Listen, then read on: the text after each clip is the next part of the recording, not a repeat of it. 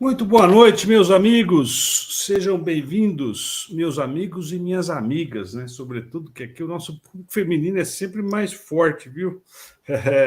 Muito boa noite a vocês todos que estão conosco aqui nessa segunda-feira, iniciando a semana. Quem gosta de futebol já está mais felizinho, que o time do Brasil ganhou o jogo, não é? O brasileiro está feliz hoje. Então, vamos agradecer também, né, por essa felicidade. Muito boa noite, gente. Sejam bem-vindos a mais uma noite de estudos do Evangelho segundo o Espiritismo, aqui no canal da Associação Espírita O Bom Samaritano de Avaré. Hoje, conosco, mais uma vez, para nossa alegria, o nosso querido João Máximo. Boa noite, João. Seja bem-vindo. Boa noite, Marcelo. Boa noite, queridos irmãos que nos acompanham aí. Que todos possam se sentir aconchegados à nossa reunião, se vincular à espiritualidade maiores, possamos todos aqui sairmos mais fortalecidos, né? Sem dúvida, João.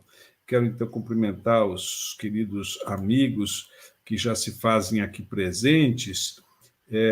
Deixa eu pegar aqui, olha só, a nossa querida Josi está sempre aqui conosco. Boa noite, Josi, como vai? Está deixando uma mensagem aqui para nós. Muito boa noite, amigos. Ótima semana para nós. Boa noite, João. Adoro o Evangelho com você. E quem não gosta, né, Josi? Ei, Josi, gratidão, amiga. Boa noite para você, Marcelo. Boa noite, Josi. É um prazer tê-lo aqui conosco. E um evangelho abençoado para todos. Gratidão. Estamos todos muito gratos por estarmos aqui mesmo, viu, Josi? Obrigado pela presença. Também nossa querida Juliana Rios está aqui também. Boa noite, Juliana. Seja bem-vinda, viu? Está sempre aqui conosco também.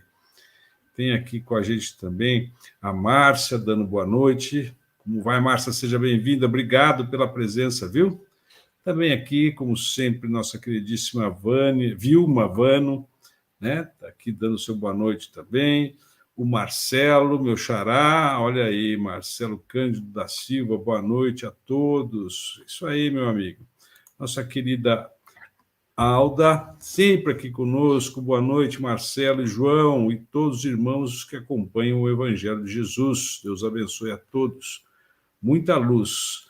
Amém. Muito obrigado, viu, Alda? Muito feliz, você sempre está aqui com a gente. Muito legal, viu? Obrigado, viu, Alda? A gente está se esforçando aqui para melhorar. A gente vai melhorando um pouquinho, você gostou da nossa vinhetinha de abertura. Aos poucos a gente vai tentando deixar mais gostoso aqui o nosso momento com o Evangelho às segundas-feiras. Beleza? Então, antes do nosso querido João nos brindar com uma prece de abertura, eu queria mais uma vez lembrá-los a respeito da nossa caixa de oração virtual, que está sempre, como sempre esteve, ativa aqui no nosso canal. E você encontra o link para ser direcionado à nossa caixa de oração virtual logo abaixo, né, onde consta a descrição desse nosso vídeo. Você encontra lá o link, um formulário do Google que te leva ao preenchimento dos dados, né, dos nossos irmãos, né, para serem encaminhados a um grupo de amigos, de companheiros de bom coração que se reúnem periodicamente para fazer vibrações, para fazer orações em favor desses nossos irmãos encarnados ou desencarnados que precisam tanto de uma caridade, de um auxílio, do nosso amor, do nosso carinho, das nossas boas energias e vibrações. Portanto, não se esqueçam de utilizar a caixinha de oração, tá bom? Virtual. Aqueles que forem nas reuniões presenciais também que se encontram lá o livro, né? Como sempre teve o livro de anotações, dá para você colocar também o nome da pessoa. E por fim, nossas reuniões presenciais, vocês já sabem, estão sendo transmitidas também aqui pelo canal. Às sextas, aos domingos, nós temos transmissões das reuniões presenciais, tá? E quinta-feira nós temos aqui também o estudo das obras de André Luiz, com os nossos irmãos Sérgio, o Wilton, o Renato, o Leandro, que continuam aqui firmes e fortes né, estudando as obras de André Luiz. Compareçam nesse horário mesmo, às 19 horas, beleza? João, vamos fazer uma prece de abertura, então, para nós iniciarmos a nossa reunião. Eu vou aqui colocar um fundo musical aqui para a gente harmonizar, gostoso, e você inicia, tá bom? Tá bom.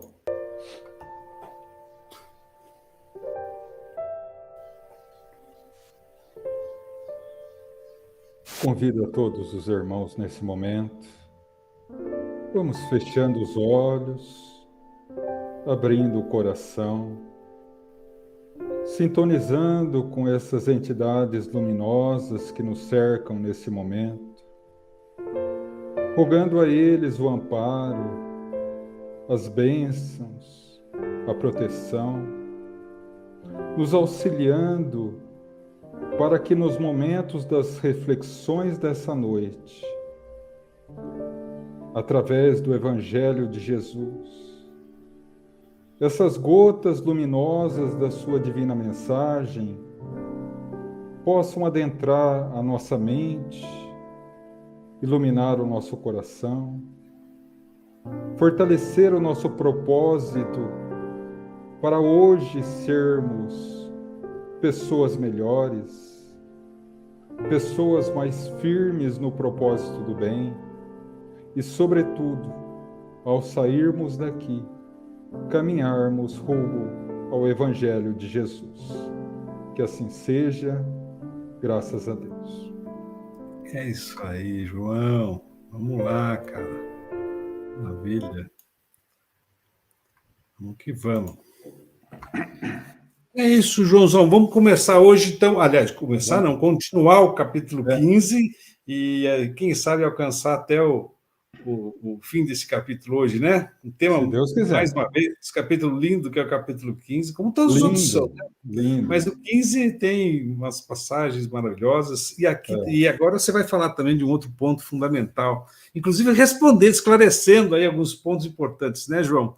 Sim. Sobre a nomenclatura, né, das palavras. É muito legal esse ponto do Evangelho. Fique à vontade, meu irmão. Obrigado, aqui, Marcelo. Bom, meus irmãos, então, como o Marcelo havia adiantado, né, hoje nós vamos pretender encerrar as reflexões a respeito do capítulo 15 do Evangelho segundo o Espiritismo, que muitos colegas que me antecederam nesse estudo desse capítulo fizeram de forma brilhante, falando muito bem sobre a prática da caridade, a prática do amor, né, e tantos conceitos que esse capítulo 15 nos traz. Para que possamos refrescar um pouco melhor a memória, o capítulo 15 trata-se da caridade. Fora da caridade não há salvação. E hoje me coube falar do último item, da última análise de Kardec a respeito desse capítulo, né, que é exatamente fora da igreja não há salvação e fora da verdade não há salvação. E logo após vem a instrução dos espíritos, que curiosamente trata-se apenas de um espírito se manifestando nesse capítulo, que nada mais é do que o apóstolo Paulo, falando também, fora da caridade não há salvação. Mas antes de nós adentrarmos especificamente o tema proposto para hoje, eu gostaria de convidar vocês a analisar esse aforisma kardeciano, que é o fora da caridade não há salvação, né? Então, as duas grandes palavras que nós colocamos aqui para análise é a caridade e a salvação, né? Então, Kardec nos coloca como requisito essencial, sem o qual não se consegue a salvação. Mas o que é a salvação, né? Nós temos a salvação no sentido teológico da palavra, que vem da teologia católica e posteriormente da teologia evangélico-protestante, que é também envolvida nos mesmos elementos dos dogmas católicos, né? Que é a salvação para o céu, né?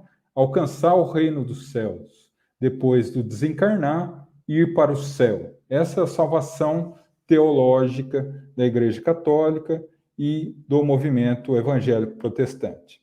Mas o que seria salvação para o espírita? Qual seria o real, ou melhor dizendo, como a doutrina espírita tem a pretensão de ser o cristianismo redivivo, o cristianismo primitivo retornando, o que seria salvação para Jesus? O que seria salvação para aquele que é a nossa salvação, né? A salvação não é ir para o céu teológico, como a perdição não é ir para o inferno teológico. A salvação é encontrar a perfeita harmonia entre a lei divina e nós, entre o meu eu profundo e a lei divina. Isso é céu, isso é salvação. Se nós adquirirmos isso, conseguirmos e conquistarmos isso, a perfeita sintonia entre o meu eu profundo e a lei divina, eu estarei em salvação. Eu estarei no céu. Não é? Então, a partir daí, salvação perde um pouco essa conotação do dogma das religiões tradicionais. Por quê? Porque não é um local, é um sentimento, é um estado de alma. Então, salvar-se é sintonizar-se com a lei divina. Agora, a questão 621, Kardec pergunta: onde está escrita a lei de Deus? Onde está escrita a lei divina? E o Espírito de Verdade responde: na consciência. Então, o que é ser salvo? Ser salvo é viver em perfeita harmonia com a nossa consciência, que é a lei de Deus presa em nós. Então, para adquirir a paz de consciência integral, para que possamos viver em perfeita sintonia e harmonia com a lei divina, com a nossa consciência, necessitamos como ferramenta primordial, sem a qual a gente nunca vai conseguir, a caridade. Então, a caridade é o único caminho que nos leva à integração perfeita entre o meu eu íntimo e a lei divina, entre o meu eu profundo e a minha consciência. Porque quando adquirirmos isso, mais uma vez eu repito, nós, aonde quer que possamos estar, na condição de encarnado ou desencarnado, em qualquer situação da vida em que passarmos, nós estaremos no céu. Estaremos em perfeita sintonia com o Pai. Como diz Jesus, eu e o Pai somos um. Ninguém vai ao Pai senão por mim. Então, a caridade é o elemento principal, é a estrada única. Mas a partir desse conceito, nós adentramos, e aí no início do capítulo, nossos queridos colegas, os nossos queridos irmãos, que também elaboraram esse tema, disseram muito bem as várias formas de caridade, as várias formas de interpretação disso. E aqui nos cabe analisar agora o último conceito que Kardec coloca. Depois que ele fala sobre a caridade, depois que ele fala sobre o maior mandamento da lei, depois que ele fala sobre a forma de caridade, a prática da caridade em si, ele coloca uma questão essencial, que até hoje em dia resvala em nós. Porque ele coloca assim, o título é Fora da Igreja não há salvação. Fora da verdade não há salvação. Que era um tema, à época, século XIX, um tema palpitante. Porque a igreja teve o monopólio de Deus desde o primórdio, desde os primórdios da sua criação no século IV, mais propriamente no dia 30 de maio de 325, no Concílio de Nicéia, presidido pelo então imperador Justiniano, até hoje, a igreja teve, até praticamente o século XIX, começo do XX, ela teve quase que um monopólio direto de Deus. Então, por que Kardec coloca fora da igreja não há salvação? Porque a igreja monopolizava o evangelho. Até o século XVI, por exemplo, as igrejas recebiam partes do evangelho para que pudessem falar e ministrar ao povo nas igrejas. Mas o povo, ele não tinha acesso ao evangelho. Não é como hoje. Não tinham acesso ao evangelho. O que eles tinham era o que o padre falava. A partir de 1523, com a reforma protestante de Martinho Lutero, que combateu esse tipo de situação, principalmente o monopólio sobre a verdade da revelação do evangelho, ela começou a ser difundida entre aqueles que passaram a ser os reformistas. E, naturalmente, que a igreja, batendo contra, colocou todos eles como hereges, excomungando-os da Igreja Católica. Então, a partir daí, a disseminação do Evangelho se deu de forma mais constante, o que gerou hoje várias religiões cristãs no mundo, inclusive a doutrina espírita. Então, quando Kardec pergunta, fora da igreja não há salvação, e fora da verdade não há salvação, tem uma razão de ser. Porque no século XIX, falar que você não era católico era quase sinônimo de ir direto para o inferno. Questionar a Igreja Católica era sinônimo de heresia. Então, Kardec coloca, mais uma vez, de forma lúcida, de forma inteligente, de forma inquestionável, em xeque essa expressão da igreja. Fora da igreja não há salvação. Por que ela não pode subsistir? Porque, como nós comentamos no início, a salvação nada mais é do que o perfeito equilíbrio, a perfeita harmonia entre o espírito e a lei de Deus. Entre o espírito e a consciência. A igreja, nas suas mais variadas religiões hoje, são caminhos que nos auxiliam a encontrar esse equilíbrio. Mas não é o próprio equilíbrio. O fato de ser católico, de ser evangélico, de ser espírita, por si só não nos faz salvos. Por si só não nos harmoniza com a nossa consciência, com as leis divinas. Então Kardec coloca que Deus é o Deus do universo, é o Deus dos espíritos, e que devemos honrar a Deus em coração e alma, e não pela boca apenas, ou pela mente, pelo pensamento.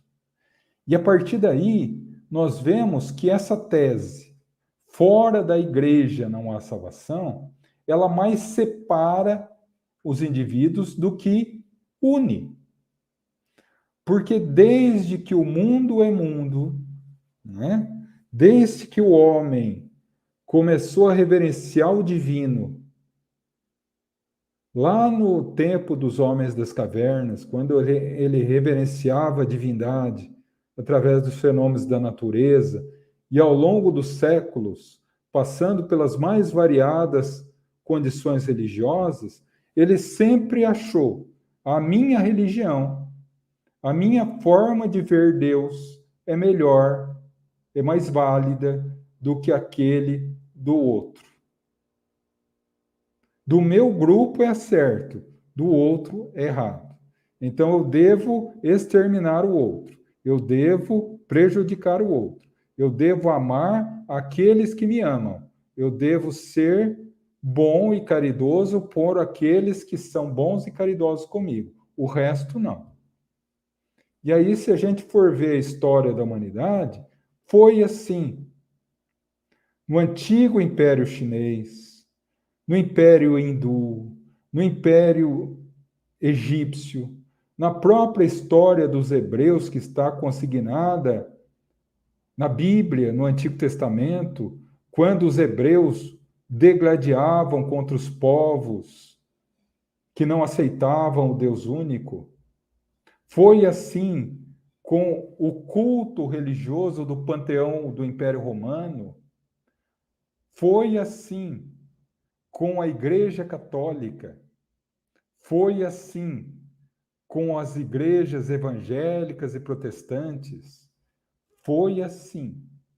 E está sendo assim com as igrejas cristãs do mundo. Sempre nós trazemos uma ideia de que a nossa salva, a outra não. Então, Kardec coloca que a ideia de vincular a salvação a uma filosofia religiosa é equivocada. Porque Deus é amor. Já dizia Pedro, na sua segunda carta, capítulo 2, versículo 8, Deus é amor. Se Deus é amor, ele une as criaturas e não separa. Então, jamais a igreja poderia ser vinculada a qualquer questão de separação. E daí, Kardec, de forma brilhante, optar, em uma época que era verdadeira heresia dizer que fora da igreja não há salvação, ele dizer fora da caridade não há salvação. Mas além, fora da verdade. E o que é a verdade? Né? No século XIX, quando Kardec viveu e quando Kardec confeccionou, codificou a doutrina espírita, particularmente na Europa e na França, em Paris, onde ele vivia, a verdade, a busca da verdade científica era quase lei. O que não podia ser comprovado em laboratório, o que não podia ser comprovado cientificamente, não existia. E daí vem a ideia de que fora da verdade não há salvação. Só que Kardec coloca, mais uma vez, de forma brilhante, e desculpa, eu estar sendo redundante nisso, ou repetindo demais, mas é que eu entendo que a inteligência de Kardec, a sua lucidez, é algo extraordinário. Porque ele diz que para que a verdade salve como elemento único e principal, o indivíduo tem que conhecer a verdade absoluta e não a verdade relativa. Porque para a ciência, o que hoje é verdade, amanhã pode não ser.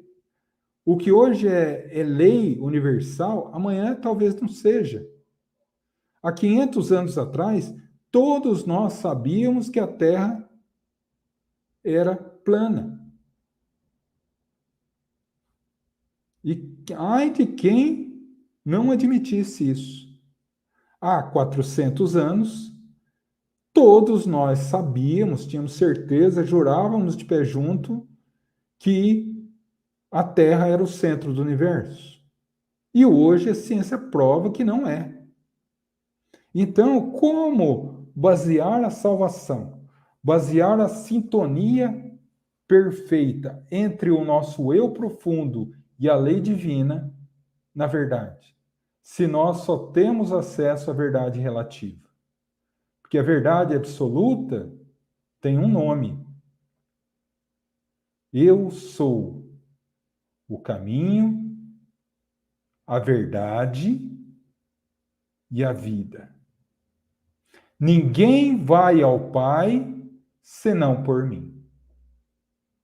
Quando nós abrimos o livro primeiro da Bíblia, o Gênesis, e encontramos ali a história de Adão e Eva e o paraíso, a expulsão do paraíso, eles não foram expulsos porque comeram o fruto da árvore.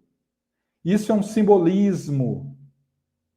Eles foram expulsos do paraíso da consciência tranquila, do paraíso da perfeita harmonia entre o eu profundo e a lei divina, porque eles experimentaram o mal. E quando nós experimentamos o mal, nós quebramos a sintonia com Deus e, portanto, quebramos a sintonia com as suas divinas leis. E na história simbólica da Bíblia, toda a Bíblia nós corremos atrás dessa reconexão, conseguindo apenas lá no versículo 18 do capítulo 16 de Apocalipse de João, quando o apóstolo amado nos fala que o homem, ao sintonizar com Deus novamente, se vincular a Deus novamente, a terra se fez o paraíso, através da Nova Jerusalém. Então, a partir daí, a gente vê que a verdade é o quê? A verdade é Jesus. E Jesus é reflexo da vontade de Deus.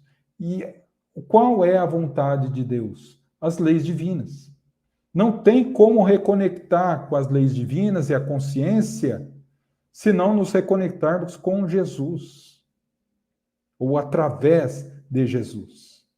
Então, toda essa parte fica muito bem explicada por Kardec através desses elementos. A igreja não pode ser ferramenta de reconexão com Deus porque ela separa. Porque ela não traz em si, através dos rituais, o necessário para que haja uma conexão, para que haja uma harmonia entre o coração profundo do espírito e a lei divina. E a verdade, porque nós, na nossa atual fase, não temos a verdade absoluta. Temos uma verdade muito relativa. E cada um puxa a sua verdade para si, achando que é a única verdade que existe. Então, a partir daí, tanto a verdade quanto a igreja separam e não unem. Então, a única forma de unir, a única forma de reconectar, a única forma de alcançar a harmonia entre o nosso eu profundo e a lei divina, a nossa consciência, questão 621, a lei de Deus presa em nós, é a caridade. E aí, por isso que o capítulo 15, fora da caridade não há salvação, instrução dos espíritos, que é comum a todos os capítulos do Evangelho, é o único capítulo que na instrução dos espíritos só tem uma mensagem. Fora da caridade não há salvação. E quem assina? Essa mensagem foi recebida em Paris em 1860. E o autor da mensagem, Paulo de Tarso, o convertido de Damasco, o homem que Jesus chamou para disseminar, distribuir o evangelho fora das paredes sólidas da Palestina.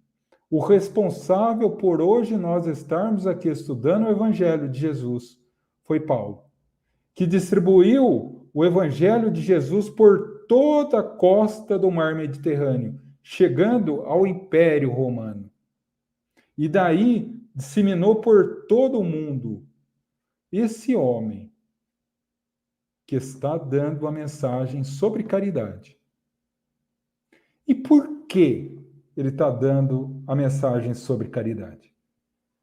Porque, por mais incrível que isso pareça, se você procurar do primeiro versículo, do primeiro capítulo do Evangelho de João, até o último capítulo e o último versículo do Evangelho de Mateus, você não vai encontrar Jesus falando de caridade. Vai estar ouvindo Jesus falar de amor. Então, da onde surgiu o conceito caridade? Por que Jesus não falou caridade e falou amor? Porque a língua hebraica, de uma forma geral, ela é extremamente pobre. Ela tem muito poucas palavras. Para vocês terem uma ideia, o português tem 500.000 palavras. O hebraico, 10.000. 10 a 15.000. Então, a palavra hebraica para caridade é sidaká. Sidaká, em hebraico, é caridade. Mas não é a caridade no sentido que nós entendemos hoje. Sidaká, em hebraico, podia ser traduzido a caridade como justiça social. É dar a todos o necessário para viver. Isso é sidaká. Que até hoje, entre os judeus, na Palestina, existe o sidaká. Mas sidaká é muito pobre para definir o conceito de caridade que nós temos hoje. Então, esse conceito que nós temos hoje vem do grego. E quem deu esse nome, caridade, para o amor, foi Paulo de Tarso. Logo após a morte de Jesus, Pedro, João e Tiago montaram a Casa do Caminho, que era uma casa de caridade que ficava entre o caminho entre Jerusalém e a cidade portuária de Jopa. E ali, certa vez, Paulo foi visitá-los.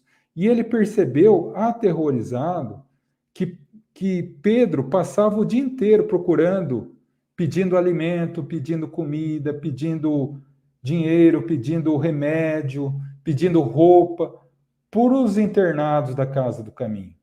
E à noite, ele não tinha coragem, não tinha forças para falar do Evangelho. Paulo, que estava na ocasião com seu inseparável amigo Barnabé, disse: Pedro, é um absurdo. Você conheceu Jesus. Você foi presença ao lado de Jesus. Você é testemunha viva de tudo que ele fez. Como você não pode falar a eles? Paulo, meu irmão, não tenho forças. E aí Paulo dá a definição. O amor, para ser amor, ele não pode ser paralítico. Ele não pode ser um amor de teoria. Ele não pode ser um amor coxo. Ele precisa ser um amor ativo, um amor em ação. Então vamos fazer o seguinte. Eu sou de profissão tecelão. Eu vou ensinar os internados a fazer, a trabalhar a tecelagem, a mexer com tecidos. Barnabé é oleiro, vai ensiná-los a mexer com o barro, fazer peças e vender isso para adquirir dinheiro para as despesas da Casa do Caminho. E você terá a ocasião de falar de Jesus para eles. E eles fizeram isso e deu muito certo. Quando Paulo foi embora, Pedro falou a ele: nossa, adorei a tua definição de amor em movimento. E Paulo diz assim: o amor em movimento é a caridade. Mas para que ele utilizasse essa palavra, não é a sidaká, não é a sidaká hebraica, mas é uma palavra em grego, porque Paulo de Tarso era doutor em grego, ele tinha profundo conhecimento do grego, e ele se utilizou de uma palavra grega, que o grego ele é uma linguagem muito rica, e ele tem 3 palavras para designar amor. Eros, que é o amor entre homem e mulher, o amor conjugal. Tem o amor frates, que vem de fraterno, que é o amor entre irmãos, entre amigos. E tem o ágape. O ágape é o amor incondicional, é o amor entrega, é o amor renúncia, é o amor divino. E Paulo utiliza ágape, como até hoje em grego é. Uma das definições de ágape é a caridade. Então, Paulo denomina o amor em ação, denomina a prática da caridade como ágape, o amor incondicional. Como Buda, Siddhartha Gautama, o Buda, há milhares de anos antes dele, havia dito, e isso é até hoje um dos fundamentos do budismo, do Zen budismo, que um dos únicos caminhos para alcançar o nirvana é a prática do ato incomum. Qual o ato incomum? A prática da caridade, o ágape. Então, a partir daí, nós entendemos o porquê de Paulo de Tarso deixar a mensagem sobre caridade.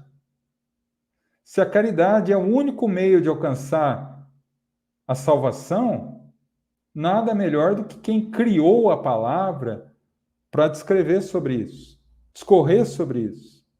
Então, se nós já sabemos o que é salvação, se já sabemos a origem da palavra, caridade, o que é caridade? Caridade é muito mais do que dar. Dar é uma definição latina. A definição grega é ágape. Quando no século IV, todos os textos sagrados, a Bíblia como um todo, inclusive os evangelhos, foram traduzidos do grego para o latim por São Jerônimo, por ordem do então Papa Damásio, na Vulgata Latina, ele traduziu ágape para carità, ou caritas, que é caridade. Mas o caridade, no sentido latino, é o dar. É o dar. E nós nos vinculamos ao dar coisas materiais. Mas o ágape, o sentido nobre, o sentido profundo da palavra caridade, não é dar. É dar-se no que se dá. É se entregar. É se despojar. É o devotamento. É a abnegação. Isso é caridade. Eu não estou falando aqui que nós não devemos doar, dar coisas materiais. Porque, afinal de contas, estamos num planeta material. E muitos são aqueles que necessitam de coisas materiais. Então, se nós podemos doar coisas materiais para aliviar o sofrimento do próximo, que seja. São atos benéficos, são atos muito bem vistos por Deus. Afinal de contas, o próprio Jesus diz: aquele que fizer algo por um desses meus pequenos, a mim estará fazendo. Então, devemos praticar a caridade material. Mas a caridade material, por si só, não salva ninguém. É necessário abnegação. É necessário entrega. Há uma página no capítulo 7 da primeira parte do livro Céu e Inferno, a Justiça Divina segundo a doutrina espírita, intitulado Código Penal da Vida Futura. São 33 artigos que relacionam a justiça divina à conduta dos homens. E lá, no artigo 4º, se não me falha a memória, o Espírito de Verdade nos fala: toda ação no bem gera felicidade. Quanto mais sacrificante for o ato bom, mais nós receberemos felicidade e paz. Quanto mais difícil para nós o ato da prática da caridade, mais mérito teremos. Então, a partir daí, o que eu posso fazer, João, além de doar, além de auxiliar materialmente? E aí, meus irmãos, mais uma vez, esbarramos com a lucidez impressionante de Kardec. Se ele percebe que Paulo, o criador da palavra caridade, impõe como regra, como lei, como único caminho para a salvação, para a integração perfeita entre o meu coração e a lei divina, a prática da caridade, e se o Espírito de Verdade diz na questão 625 do Livro dos Espíritos que Jesus é o tipo mais perfeito que Deus tem concedido ao homem para servir de guia e modelo, o que ele faz? Ele coloca na questão 886, 886, a seguinte questão: o que é caridade? Afinal de contas, se é o fundamento básico para a salvação, se é o fundamento básico para a felicidade, o que é caridade? Mas a lucidez de Kardec não tem limites. Ele não para aí.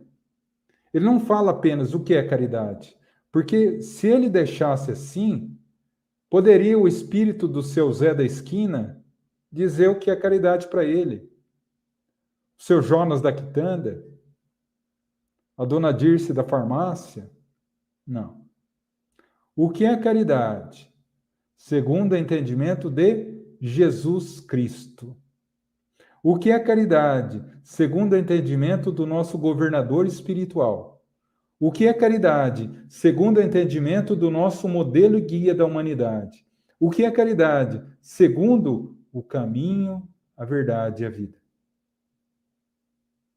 Ou seja, o que eu tenho que fazer para alcançar a salvação? E a resposta à questão 886 é de sentar e chorar. Porque ele nos fala assim: em nenhum momento, não obstante a importância da caridade material, em nenhum momento ele cita a caridade material. Ele coloca benevolência para com todos, indulgência para com as faltas alheias e perdão das ofensas. Percebam, em nenhum momento a caridade se vincula apenas e exclusivamente à questão material. A questão material é importante, mas a questão material da caridade deriva dessas 3 virtudes: benevolência, indulgência e perdão. Então, para alcançarmos a salvação, para alcançarmos a perfeita e harmonioso equilíbrio entre o nosso coração e a lei divina, nós deveremos ser benevolentes para com todos. Não é para aquele grupo social que pertenço. Não é para aquele grupo religioso que eu pertenço. Não é para aqueles que eu gosto. para todos. Todos quem? Todos aqueles que atravessam o meu caminho. E o que é ser benevolente? Benevolente é ver Deus no outro. Eu falei aqui dos hindus no início, e os hindus até hoje têm um conceito bem interessante de Deus. Eles falam Namastê, que significa o Deus que habita em mim reverencia o Deus que habita em você. Benevolência é reconhecer que da mesma forma que Deus vive dentro de mim, ele vive dentro do outro. E não só do meu amigo, do meu familiar, mas daquele que eu não gosto. Daquele que ainda é doente no mal. Daquele que ainda me traz perturbação. Deus vive lá dentro. Mesmo que a própria pessoa não consiga reconhecer Deus dentro dele, nós, como benevolentes, deveremos garimpar o bem naquelas pessoas aparentemente más. Rapidamente, Jesus estava saindo com os discípulos de Jerusalém rumo a Betânia. Eles viram ali na beira da estrada um cadáver de um cão em decomposição. Os apóstolos cobriram rapidamente o rosto pelo fedor. Quando Pedro chega a Jesus e fala: Nossa, Senhor, veja que tragédia, que horrível esse cão em decomposição. E Jesus olha serenamente o cão em decomposição e diz: Realmente, Pedro, ele tinha lindos dentes. É ver na podridão aparente do indivíduo que ainda não encontrou a Deus a flor luminosa e pulsante da felicidade, da paz, do amor. Porque somos filhos de Deus, filhos do amor, e temos um amor pulsando em nós. Isso é benevolência. Indulgência para com as faltas alheias. Tem exceção alheia? Não, não tem exceção alheia. Então, nós devemos ser indulgentes para com todos. Indulgente não é abraçar o erro. Indulgente não é agasalhar o erro. Indulgente é compreender os motivos que levaram o outro a errar. Porque quando o indivíduo erra, ele está assinalado pela lei de causa e efeito. Ele vai ter que reparar através da sua consciência culpada. Mas nós temos o dever de compreender os motivos que levam o outro a errar. Porque da mesma forma que quando nós erramos, nós temos uma facilidade muito grande de encontrar, não desculpas, mas temos uma facilidade muito grande de encontrar razões que nos levaram a cair, devemos agir assim em relação aos outros, principalmente daqueles que a gente não gosta. E o último e mais difícil, perdão das ofensas. Que ofensa eu devo perdoar, João? Todas. Quantas vezes? Infinitas vezes. Quantas vezes devo perdoar meu irmão, Senhor? 7 vezes? Não, 70 vezes 7 vezes. Porque o 7, na cultura hebraica é cabalístico. 7 significa sagrado. Tudo que é feito até 7 vezes é sagrado. Então, quando Jesus fala 70 vezes 7 vezes, ele está falando, não, Pedro, não é sagrado apenas, é divino. Perdoar é divino. E ele instituiu a lei do perdão na cruz. Perdoa, Pai, eles não sabem o que fazem. Instituiu o dever de perdoar, não o direito. Perdão não é direito da pretensa vítima. Se eu passo por uma dificuldade, é porque eu preciso passar por essa experiência. Mas ai daquele que me prejudica. Não porque Deus vai punir, porque a sua própria consciência pune. Se eu perdoo, eu me liberto dele e sigo meu caminho em paz. Se eu não perdoo, ele volta para reparar o erro que fez comigo. E eu volto com ele para reparar o erro de não ter perdoado. Porque perdão é dever, não é direito. Então, eu falei que a ação da caridade, para ser válida, deve ser meritória. E para ter méritos, a gente precisa se esforçar. Eu não estou falando que a gente vai sair daqui dessa reflexão já sendo benevolente com todo mundo, indulgente com todo mundo, perdoando todo mundo, não. Mas vamos trazer agora, meus irmãos, conceito de espírita? Porque Paulo de Tarso fala isso na mensagem. Leiam depois a mensagem. Ele fala assim: dai graças a Deus por terem contato com o Espiritismo. Não porque o Espiritismo é melhor das religiões, mas porque o Espiritismo vos ensina a ser melhor cristãos. E o que é ser espírita? É ser perfeito, lindo, maravilhoso? Não. O que é ser espírita? Ah, meu vizinho falou que é isso. Meu patrão falou que é aquilo. Minha mãe fala que é aquilo. Não. Vamos à definição de espírita dada por Kardec, o codificador da doutrina espírita. Espírita é, e aí ele define isso no livro que é o Espiritismo. Espírita é aquele que se esforça por vencer o mal, as más tendências, o mal que ainda existe dentro de nós. E se esforça por ser hoje melhor do que ontem e amanhã melhor do que hoje. Segundo Kardec, ser espírita é se esforçar. Levanta, cai, amanhã levanta de novo, cai, levanta, cai, até aprender a não cair mais.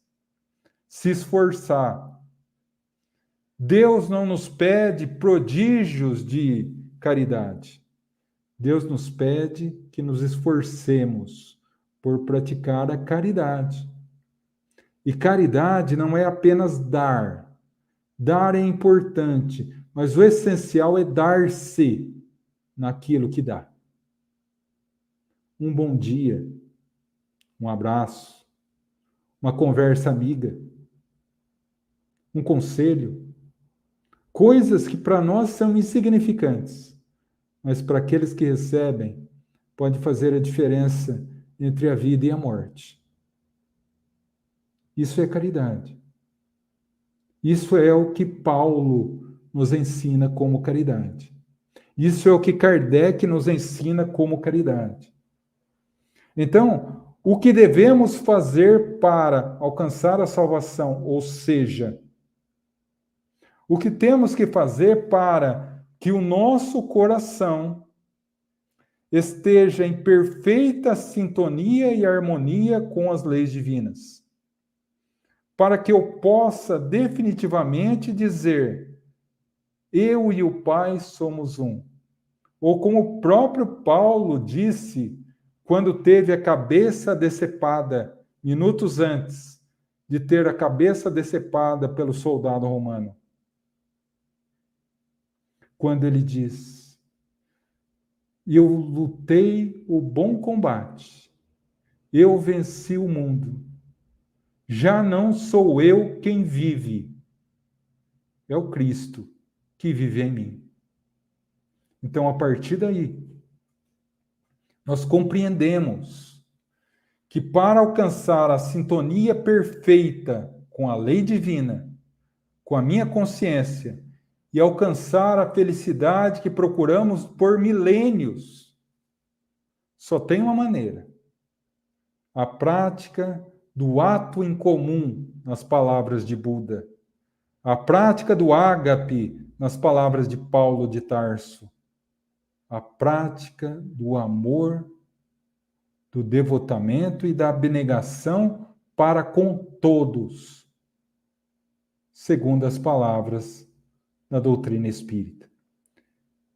Que nosso Mestre Jesus, que Paulo, o convertido de Damasco, possa nos abençoar nesse propósito, não de vencermos hoje, mas de nos esforçarmos sempre.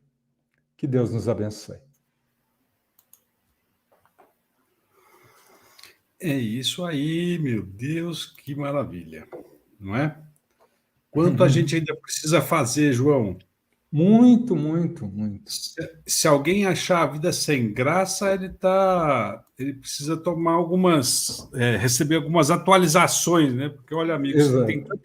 tem tanta tarefa pela frente que não dá para enjoar. Não dá. Quando você aprende uma coisa, você descobre que tem outras 400. Você aprende outras 400, Verdade. tem mais 800, assim vai. Não é mesmo? Nós não temos motivo não para ficar desanimado, João. Ao contrário, Sim, né? Quem gosta de aprender, aqui é o melhor lugar. É isso aí, com certeza. João, os nossos queridos participantes aqui da nossa reunião de hoje fizeram alguns comentários. Eu não quis te interromper e falei, vou deixar para o final, nós temos uns minutinhos ainda. Claro. Então, o nosso querido Eduardo fez um comentário aqui, ó. Se Allan Kardec tivesse escrito fora do Espiritismo não há salvação, eu teria ido por outro caminho. Graças a Deus. Todos nós, Eduardo, todos nós. Não é? Boa noite, seu Eduardo. Bom te ver de novo, viu? Semana que vem. Eduardo. Semana que vem estaremos juntos aqui. Né? A Josi está comentando o seguinte, ó.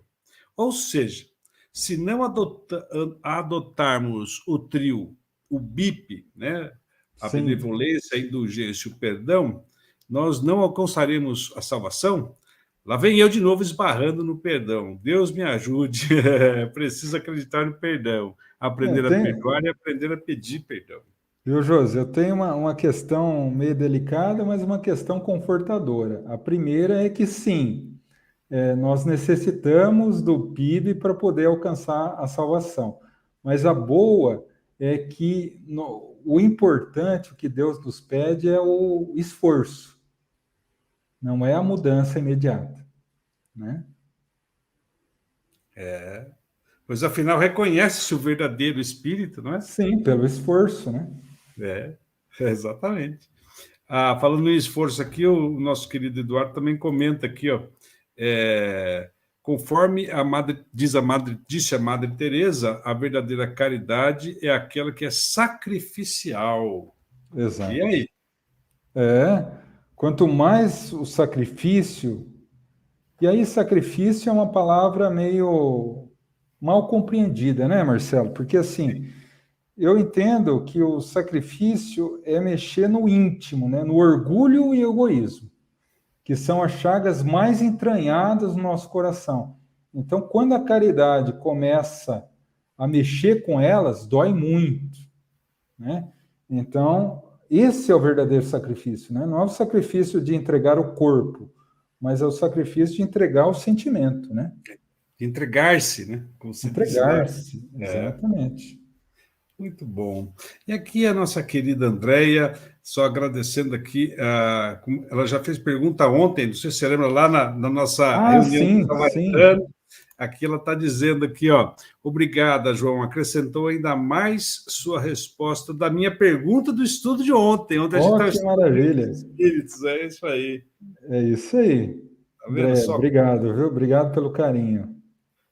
Legal, o André está sempre conosco aí, coordenando também as ações lá do Samaritano, viu? Sim. Beijo para você, Andréia. Então é isso, meus queridos, nós estamos chegando ao fim da nossa reunião de hoje. Eu quero mais uma vez agradecer a presença de todos vocês, que só contribuem aqui para que a gente também continue tentando trazer para vocês essas mensagens de esclarecimento dessa nossa doutrina maravilhosa. Quero agradecer ao nosso amado João, por mais uma vez estar aqui conosco. Na semana, já começa a dupla aqui com a gente, domingo e segunda, né, João? É isso aí. Quanto mais, melhor. Com certeza. E é isso, gente. Quero, então, pedir agora para o João fazer uma prece de encerramento para a gente. para que nós possamos encerrar o nosso encontro. João, vou colocar uma musiquinha aqui de novo. E vamos que vamos. Vamos novamente, fechando os nossos olhos, abrindo o nosso coração. Depois desses momentos de reflexão que todos nós tivemos, que tivemos o coração aberto pelas mensagens luminosas de Jesus, agradecemos em prece, Senhor da vida, por tudo que nos concede, pelo pão material, mas sobretudo pelo pão espiritual. E rogamos a tua mercê. Nos concede, Senhor, a força e a perseverança de sermos melhores, mais caridosos, que possamos finalmente encontrar a felicidade e a paz, a salvação da consciência tranquila, através dos pequenos atos da nossa vida cotidiana, porque através desses pequenos atos que se converterão em atitudes constantes no nosso dia a dia, que nos trarão a verdadeira renovação da alma. E assim, a paz e a felicidade da congregação contigo, que todos nós aguardamos. Que Deus nos abençoe. Graças a Deus. É isso então, meus queridos. Vamos encerrando com essa prece. Lembrando a vocês que na próxima quinta teremos aqui às 19 horas estudo do livro das obras de André Luiz. Na sexta-feira teremos às 19 horas também transmissão da reunião lá do auditório da Unidade 1 do Samaritano, na Rua Bahia 426, o estudo do livro O Céu e o Inferno, comentado aqui um pedacinho dele hoje pelo João. E no próximo domingo a gente se encontra também para o estudo do Livro dos Espíritos, às 9 da manhã, transmissão aqui da reunião pública também, aqui pelo canal. Gente, muitíssimo obrigado. Obrigado, João. Eu queria agradecer a todos os nossos irmãos que estão aqui conosco, a gratidão, a energia gostosa que eles nos concedem, né, Marcelo? Sem dúvida. É essencial, essa energia que nos envolve, que nos auxilia tanto, a nossa gratidão, o nosso carinho. E a você, Marcelo, obrigado por mais essa oportunidade, viu? Imagina, eu que agradeço a sua disposição de estar sempre aqui com a gente. João, valeu, gente. Fique com Deus. Vamos conhecer as obras de carinho enquanto isso. Até mais.